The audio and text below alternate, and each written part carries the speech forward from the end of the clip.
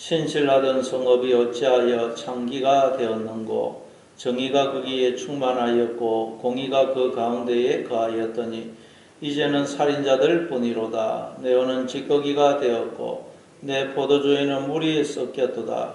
내 고관들은 패역하여 도둑과 짝하며 다 뇌물을 사랑하며 세물을 구하며 고아를 위하여 신원하지 아니하며 가부의 송사를 수리하지 아니하는도다. 그러므로 주 만군의 여호와 이스라엘의 전능자가 말씀하시되 슬프다. 내가 장차 내 대적에게 보응하여 내 마음을 편하게 하겠고 내 원수에게 보응하리라. 내가 또 내 손을 내게 돌려 내 찌꺼기를 제물로 씻듯이 녹서 정결하게 하며 내 혼자물을 다 제하여 버리고 내가 내 재판관들을 처음과 같이 내 모사들을 본래와 같이 회복할 것이라. 그리한 후에야 내가 의의 성읍이라 신실한 고을이라 불리리라 하시나니 시온은 정의로 구속함을 받고 그 돌아온 자들은 공의로 구속함을 받으리라. 그러나 패역한 자와 죄인은 함께 패망하고 여호와를 버린 자도 멸망할 것이라. 너희가 기뻐하던 상수리 나무로 말미암아 너희가 부끄러움을 당할 것이요 너희가 택한 동산으로 말미암아 수치를 당할 것이며 너희는 잎사귀 마른 상수리 나무 같을 것이요 물 없는 동산 같으리니 강한 자는 사물하기 같고 그의 행위는 불티 같아서 함께 달 것이나 끌 사람이 없으리라. 아멘. 예, 계속해서 하나님이 우리 때문에 슬퍼하시고 탄식하시는 내용을 살펴보고 있습니다. 예, 하나님이 나 때문에 슬퍼하시고 탄식하신다. 이거 가만히 생각하면 엄청나게 기쁘고 감격스러운 이야기죠. 부모님이 나 때문에 울고 계시고 탄식하고 계신다. 그럼 여러분 물론 마음이 좀 아프긴 또 하지만 또 한편으로는 참 마음의 상처가 치유되고 안심이 됩니다. 하나님이 나 때문에 부모님이 저렇게 나 때문에 눈물을 흘리고 계시고 탄식하고 계시니 뭐 안심이 안 되겠습니까? 자녀가. 마찬가지로 우리가 하나님이 나 때문에 슬퍼하시고 탄식하신다. 이걸 알게 되면 우리는 마음의 모든 상처가 치유되고 걱정, 염려가 사라지면서 안심하게 되는 것입니다. 하나님이 나를 이처럼 사랑하셔서 슬퍼하고 탄식하시기 때문에 나는 아무 걱정 안 해도 되겠구나. 하나님이 이제 다 나의 모든 문제를 해결해 주시겠구나 하는 것을 우리는 알 수가 있는 것입니다. 그래서 이걸 알고 우리는 하나님의 이 탄식을 읽게 되면 너무 기쁘고 감사하고 안심이 되는 거예요. 그래서 이거 알고 보면 너무 복음입니다. 자, 그러면 하나님 무엇 때문에 탄식하시는지 보겠습니다. 21절에 보니까 신실하던 성읍이 어찌하여 창기가 되었는고 정의가 거기에 충만하였고 공의가 그 가운데에 거하였더니 이제는 살인자들 뿐이로다. 예, 우리 보고 신실하던 성읍이었다 그래요. 그런데 창기가 되었다. 창기. 그래서 자녀가 딸이 창녀가 되었다. 그럼 부모는 속으로 탄식하지 않겠습니까? 말은 못하고. 그런데 신실하던 성읍이었던 우리가 창기가 되었다는 거예요. 그래서 하나님이 탄식하신다는 거예요. 원래 우리는 하나님이라는 성읍 안에 거하고 또 하나님은 우리를 성으로 집으로 삼아 우리 안에 거하신다 그랬죠. 그래서 하나님이 거하셔야 될 우리의 마음속에 엉뚱한 것이 들어와 있으면 그게 영적인 불륜이고 또 우상 숭배입니다. 그러면 우리는 이 창기가 되고 창기. 하나님만이 우리에게 생명을 주시는데 생명을 주지 못하는 엉뚱한 것들이 우리의 마음속에 들어오면 그게 우리를 죽이는 것입니다. 그래서 하나님이 탄식하시는 거예요. 네, 여러분 마음속에는 무엇이 들어있습니까? 하나님이 내 마음속에 계십니까? 아니면 엉뚱한 것들이 다 들어와 있습니까? 하나님이 안 들어있고 엉뚱한 것이 들어있으면 뭐 돈이 들어와 있고 자존심이 들어가 있고 뭐 그러면 그건 우리가 창기라는 게 창기. 그럼 그건 내 속에서 생명을 빼앗아 갑니다. 그래서 하나님이 탄식하십니다. 탄식.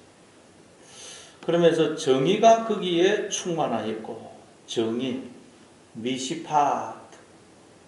이 미시파트는 다스리다, 통치하다라는 뜻의 사파트라는 동사에서 나왔어요. 그래서 미시파트, 정의, 이것은 어떤 상태겠어요? 하나님의 통치, 다스림을 받고 있는 상태. 그걸 정의라고 그랬죠. 하나님의 다스림을 받게 되면 어떻게 되겠어요? 내 마음에 일어나던 모든 풍랑이 잔잔해집니다. 예수님이 바다야 잔잔하나 그러죠. 우리의 마음은 늘 풍랑입니다. 통제가 안 돼요. 우리가 하나님의 다스림을 받을 때만 내 마음이 통제가 됩니다. 그러면 마음의 풍랑이 잔잔해집니다. 그래서 여호수아 1장 9절에도 보면 강하고 담대하라. 내가 내게 명령한 것이 아니냐. 너는 두려워하지 말고 놀라지 말라. 내 하나님 네가 어디로 가든지 너와 함께 하느니라. 강하고 담대하라. 내가 너에게 명령한 것이 아니냐. 너 왜 나의 다스림을 받지 않고 있느냐. 우리가 걱정하고 염려하고 절망하고 있는 것은 하나님의 다스림을 받지 않고 있는 것입니다. 너 왜 나의 다스림을 받지 않고 그렇게 절망하고 두려워하고 있느냐. 네, 여러분 하나님의 다스림을 우리가 다 받아들이고 내 인생을 하나님께 맡기고 하나님의 다스림을 받아들이고 그 상태가 정의라는 것입니다. 원래는 우리가 그렇게 정의가 충만하였다 그래요. 그리고 공의. 이 이사야서에서 제일 중요한 주제가 정의와 공의입니다.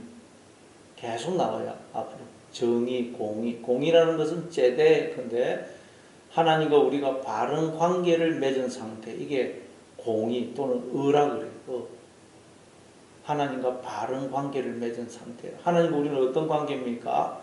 목자와 양의 관계고 나무와 나무 가지의 관계고 머리와 몸의 관계죠. 그래서 우리는 하나님께 딱 붙어있고 오직 하나님만 바라보고 의지하고 하나님을 붙들어야 됩니다. 그게 여러분 의의 상태예요. 어린아이는 엄마만 찾지 않습니까? 엄마만 딱 붙어있고 엄마만 찾고 엄마만 있으면 어린아이는 만족합니다. 양도 목자만 있으면 걱정이 없어요. 우리는 오직 하나님만 찾아야 됩니다. 그럼 우리는 몸인데 몸이 머리가 없으면 어떻게 되겠어요? 아무것도 없는 것이 됩니다. 다른 모든 것을 가졌다 할지라도 몸은 머리가 없으면 아무것도 없는 것입니다. 그러나 머리가 있으면 몸은 모든 것을 가지게 되는 것입니다. 그래서 우리는 오직 하나님만 바라보고 하나님만 의지하고 하나님만 붙드는 상태. 그 상태가 뭐라고요? 공의 또는 신약에 오면 의라고 그래요. 하나님의 의. 이걸 예수님은 마태복음 6장 33절에서 너희는 먼저 그의 나라와 그의 의를 구하라. 그의 나라가 말하자면 이 정의, 미시파타고 그의 의가 바로 공의, 제레크입니다. 우리는 하나님의 다스림을 받고 하나님만 바라보고 의지해야 된다. 그러면 이 모든 것을 너희에게 다 하시라. 그러면 우리에게 필요한 모든 것을 하나님이 다 알아서 공급해 주신다. 그래서 원래 우리는 이렇게 정의와 공의가 우리 가운데 거했는데 우리가 하나님을 떠났더니 속에 살인자들밖에 없다는 거예요. 우리가 하나님 없는 생각들, 잘못된 생각을 하면 그것들이 우리 속에 내 속에 생명으로 들어오신 하나님을 죽이는 것이거든요. 육신의 생각은 사망이요. 그러죠. 그러니까 그런 우리를 보면서 하나님이 너무 안타까워서 슬퍼하시고 탄식하고 계시는 것입니다. 또 22절에 보니까 내 은은 찌꺼기가 되었고 내 포도주에는 물이 섞였도다. 은. 이 은이라는 것은 몸값, 속전입니다. 종을 살 때는 은 30개를 주고 샀죠. 그래서 은이라는 것은 속전, 몸값. 호세아가 자기 부인 고멜을 또 다시 살려고 할 때도 은 15개, 보리 한 호멜만 합하면 은 30개. 예수님도 은 30개에 팔려 있었죠. 자, 그런데 신약에 오니까 예수님이 당신의 피를 값으로 지불하시고 우리를 사셨죠. 그 말은 하나님이 당신의 피를, 영을 부어주셔서 우리를 낳으신 걸 말해요. 하나님이 지금도 우리에게 끊임없이 당신의 피를, 생명을, 영을 부어주시기 때문에 우리가 이렇게 다 생명으로 존재하고 있는 것입니다. 근데 은이 찌꺼기가 됐다. 은이 녹이 썰어서 완전히 그냥 찌꺼기가 되듯이 하나님이 부어주시는 영으로 이게 우리 안에서 생명이 결실이 되어야 되는데 그것이 우리 안에 들어와서 육신의 생각을 인간들이 함으로써 아주 그냥 독약처럼 변해버리더라. 독처럼 생명으로 충만해. 그 속에 들어와가지고 독처럼 변해. 그러니까 나쁜 생각을 하면 그게 나도 죽이고 그걸 토해내면 다른 사람도 죽이지 않습니까? 우리 인간이 지금 그렇게 되어버렸다. 우리가 여러분 마음이 다 고장이 나버린 거예요. 정상적인 생각을 못한다. 그리고 내 포도주에는 물이 섞였도다. 포도주도 예수님의 피를 상징하죠. 잔을 주시면서 이 잔을 마시라. 이 잔은 내가 너희를 위하여 흘리는 바 곧 언약의 피니라. 피. 포도주도 피입니다. 하나님이 우리에게 끊임없이 포도주를, 당신의 피를, 영을, 생명을 부어주고 계시다는. 이 포도주는 기쁨 아닙니까? 그러니까 여러분 우리의 생명 자체는 기쁨이 넘쳐야 됩니다. 그런데 포도주에 물이 섞이니 밍밍하니 차라리 생수를 마시는 게 낫지. 물이 섞여 있으니 이거 밍밍하니. 그러니까 인생이 늘 지루하고 짜증나고 신경질 나고 이렇다는 거예요. 그러다가 나중에는 포도주가 떨어져 버리죠. 포도주가 떨어져 버리니 인생에 아무런 기쁨이, 즐거움이, 소망이 없는 것입니다. 왜 사는지 모르고 그냥 억지로 사는 거예요. 그런데 포도주가 어떻게 하니까 다시 회복이 됩니까? 물이 포도주로 변하죠. 그 잔치집에 예수님을 주인으로 모시고 예수님이 무슨 말씀을 하시든지 그대로 순종하니까 물이 변하여 포도주가 됩니다.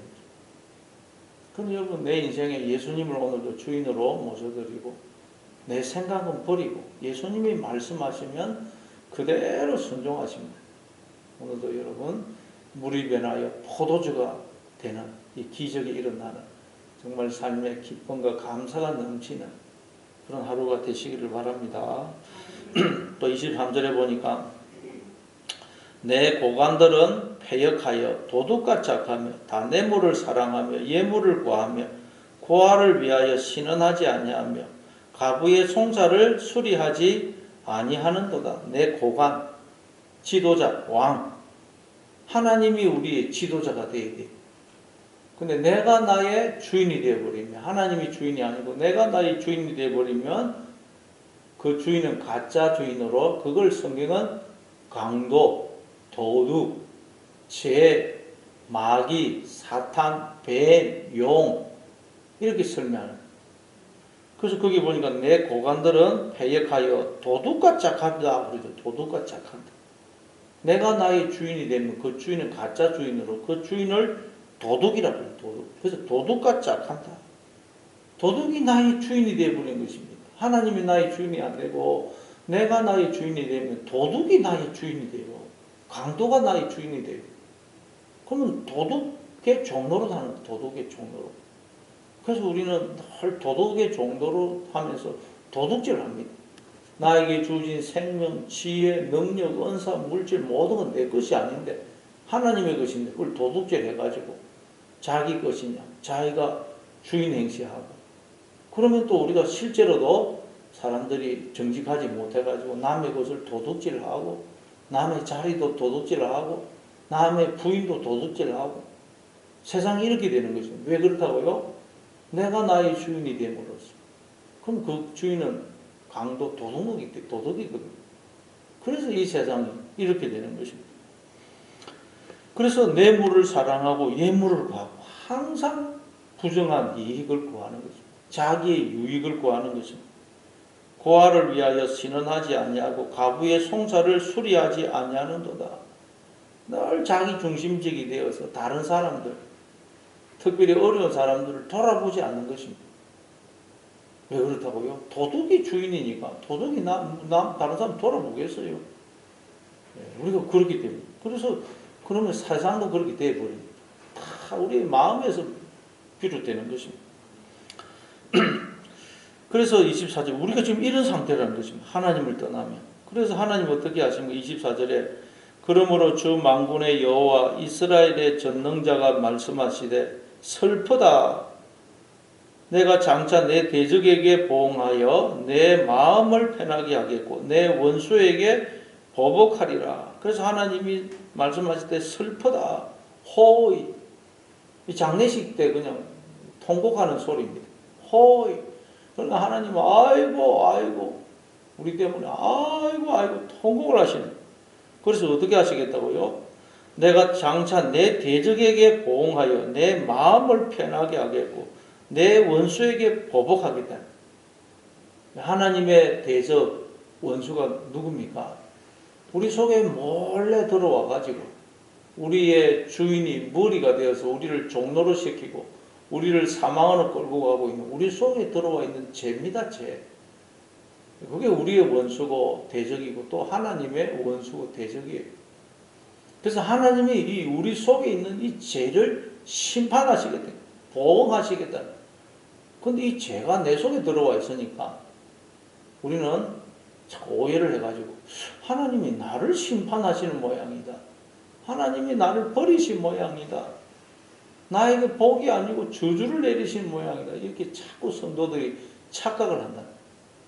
로마서 1장 8절에도 보면 하나님의 진노가 불의로 진리를 막는 사람들의 모든 경건하지 않은가 불의에 대하여 하늘로부터 나타나다니 하나님의 진노가 불의로 진리를 막는 사람들의 모든 경건하지 않은가 불의, 죄에 대해서 임하는 것입니다.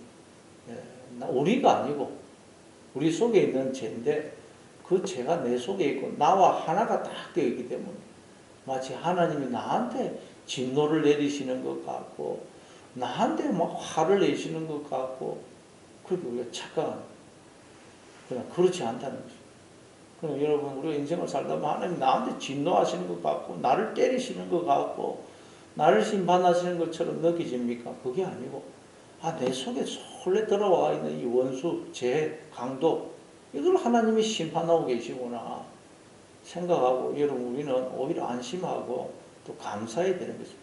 하나님이 지금 나를 구원하고 계시구나 항상 그렇게 생각해요. 그래서 사도행전 14장 22절에도 보면 우리가 하나님 나라에 들어가려면 많은 환난을 겪어야 할 것이다. 우리 속에 이 죄가 딱 들어와 있기 때문에 이걸 제거를 해야 되거든요.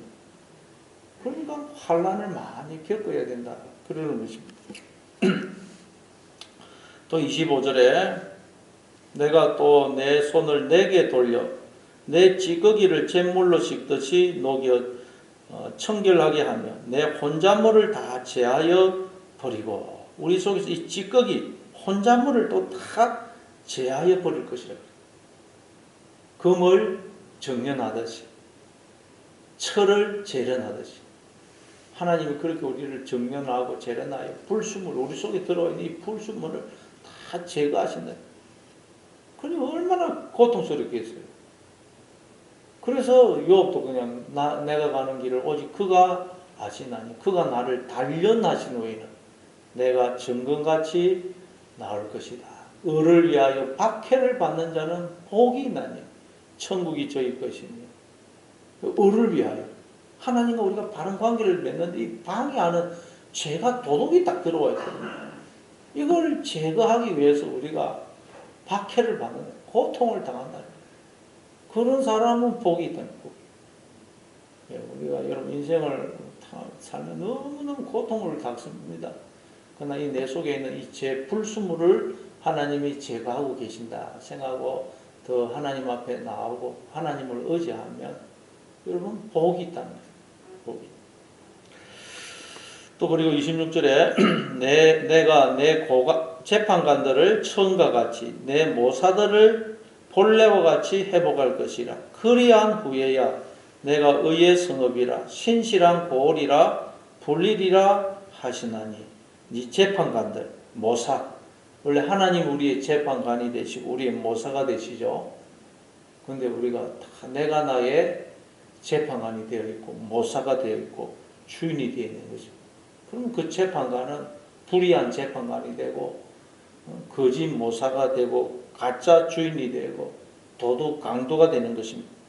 그래서 이 재판관들을 처음과 같이 내 모사들을 본래와 같이 회복할 것이라. 하나님이 다시 우리의 주인이 되시고 모사가 되시고 재판관이 되신다는 말입니다. 그러기 위해서 우리가 참 하나님이 일하시지 우리가 순종을 안 하면 안 됩니다. 우리는 자꾸 내 생각을 버리고 하나님의 생각을 받아들이고 말씀을 따라 자꾸 영의 생각, 믿음의 생각을 하려고 애를 써야 됩니다. 무릇 지킬 만한 것보다 내 마음을 지키라. 생명의 근원이 이에서 남이라 그러죠.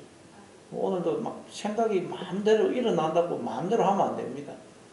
자꾸 이 생각이 나쁜 생각이 못 들어오도록 잘못된 생각, 부정적인 생각은 자꾸 못하도록 버려야 됩니다. 그래서 말씀을 따라 자꾸 믿음의 생각, 바른 생각, 영의 생각, 긍정적인 생각, 하나님의 생각을 하심으로 하나님과의 관계가 회복이 되는 그런 여러분 되시기를 바랍니다. 그럴 때 네가 의의 성읍이라 신실한 고을이라 불린다는 것. 그리고 27절에 시온은 정의로 구속함을 받고 그 돌아온 자들은 공의로 구속함을 받으리라. 정의, 공의로 구속함을 받는 것. 정의란 미시파타, 하나님의 다스림을 받는 상태라 그랬죠. 그리고 공의라는 것은 하나님과 바른 관계를 맺은 상태. 그렇게 해서 구원을 받는다는 거예요. 그건 아무리 교회만 다녀가지고 구원 못 받습니다. 그 생각이 바뀌어야 됩니다. 생각이. 말씀을 듣고 자꾸 생각을 바꿔야지.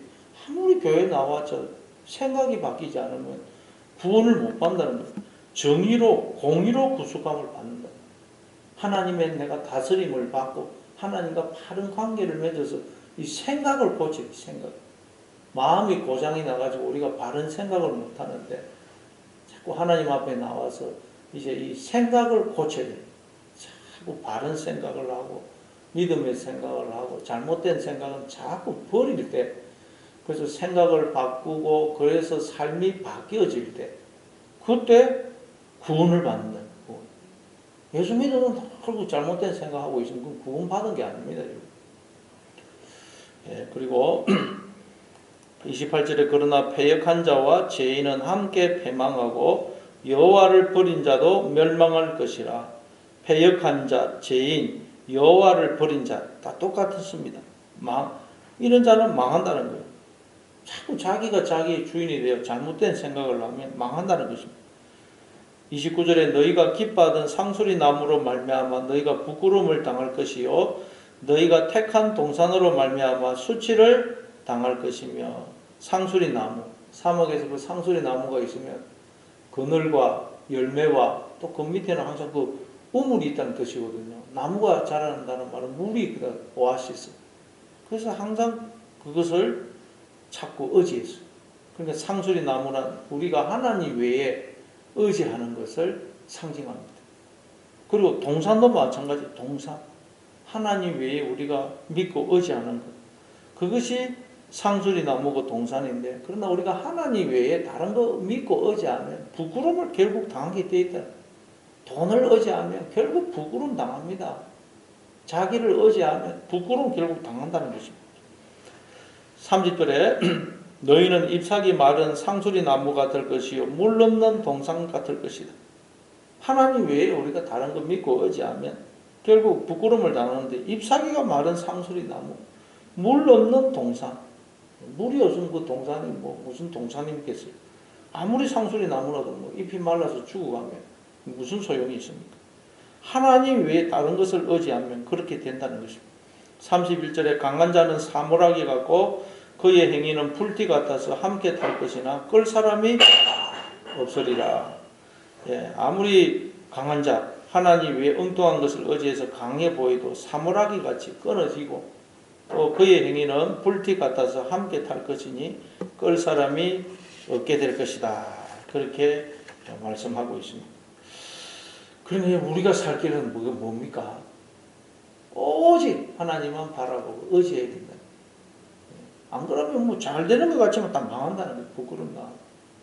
근데 인간들이 자꾸 이스라엘 백성들이 그냥 눈에 보이는 거 의지하고 돈을 의지하고 그러니까 하나님이 탄식하는 것이고, 오늘도 오직 하나님만 바라보고 하나님만 의지하시고, 그래서 생각을 고치시는 하나님의 다스림을 오늘도 생각을 고쳐서 자꾸 믿음의 생각을 하셔서 우리의 마음에 하나님의 세계가 임하는, 눈에 보이는 현실만 그게 전부가 아니고 눈을 들어 하나님을 바라보심으로 그 이면에 있는 하나님의 세계가 확 드러나는 그런 오늘 하루가 되시길 바랍니다.